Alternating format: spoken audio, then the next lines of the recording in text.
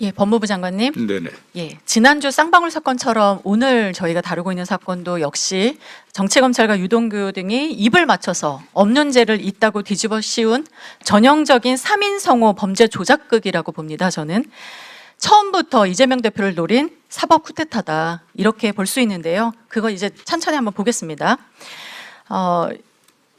이제 조작범죄 설계도 중에 일부의 단면인데요. 자, 먼저 압수조사건 한번 보겠습니다.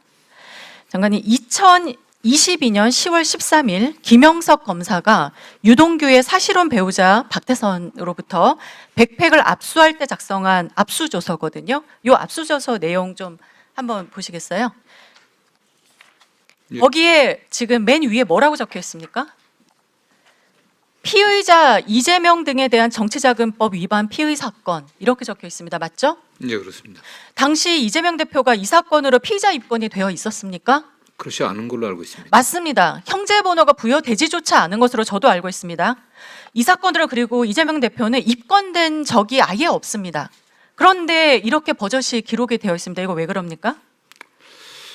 지금 다른 간단하게 부탁드리겠습니다. 뭐 이게 다른 사건에 관련돼서 조사하다가 이렇게 한 것 같은데 이게 과연 취지를 실수- 정확히 제가 잘 모르겠습니다. 네. 예, 이게 단순히 실수일까요? 일개 평검사가 지휘부 승인이나 암묵적인 가이드라인 없이 제1야당 대표를 독단적으로 피의자로 규정하는 이런 대담한 짓을 할 수 있습니까? 제가 보기에는 당시의 수사팀 내부에 이미 최종 목표가 이재명이다, 이재명 죽이기, 이런 공감대와 지시가 팽배했기 때문에 서류에 무의식적으로 이렇게 튀어나온 겁니다. 그리고 오후에도 제가 나오는 검사 증인들에게 물어볼 텐데요. 100번 양보해서 만약에 이런 내용을 상급 지휘관이 못 봤다면 그것도 심각한 직무유기 아닙니까? 어떻게 멀쩡한 사람을 이렇게 피의자로 그냥 몰 수가 있습니까? 아까 말씀하신 대로 설사 단순 오기라 하더라도 이거 당장 수정하고 사실은 해당 검사 징계해야 될 사안이죠. 네, 어쨌든 뭐 압수조서 작성할 때 담당 검사가 부장까지 결재를 받았고 당연합니다. 하는 게 통상적인 절차 아니겠습니까? 예, 당연히 이 내용을 모를 수가 없고요. 입건조차 안 된 사람을 이런 식으로 공문서에 피의자로 적시한 거 이거 명백히 허위공문서 작성죄라고 봅니다. 예, 그리고 장관님, 그 김영석 검사가 이 허위 압수조서 쓴 날짜가 10월 13일입니다. 놀랍게도 그 바로 다음 날인 10월 14일부터 3일 동안 이 수사팀이 유동규를 밀실로 불러서 조서 한 장 남기지 않고 24시간 동안 면담을 진행을 하면서 회유했습니다. 이게 우연입니까? 예, 어쨌든 뭐 매우 부적절한 예, 수사가 있었다는 네, 거 매우 부적절하고요.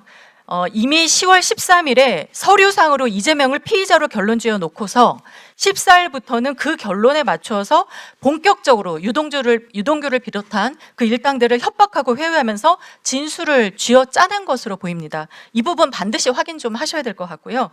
그러니까 증거가 있어서 수사한 것이 아니라 목표를 애초에 정해놓고 그 목표에 맞춰서 나머지 관련자들의 진술을 조작해냈다. 이것이 바로 이 전체 사건의 구조로 보인다는 말씀 드립니다.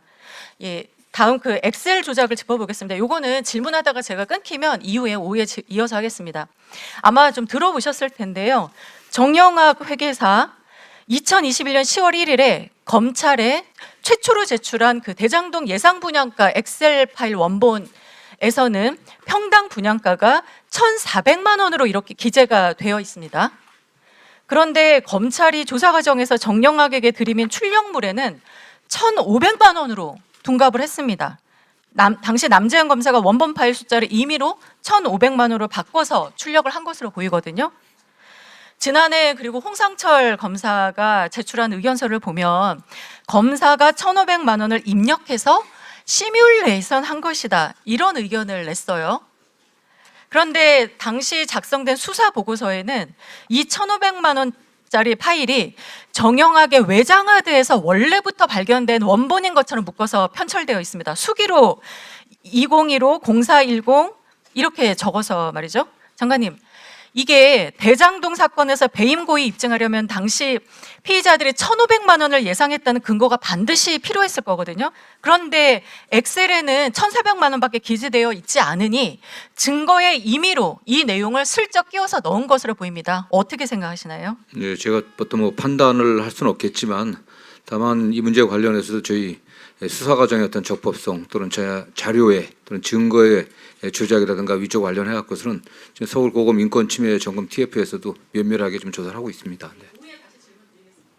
네, 이주 의원 수고하셨고요. 다음으로 조국 혁신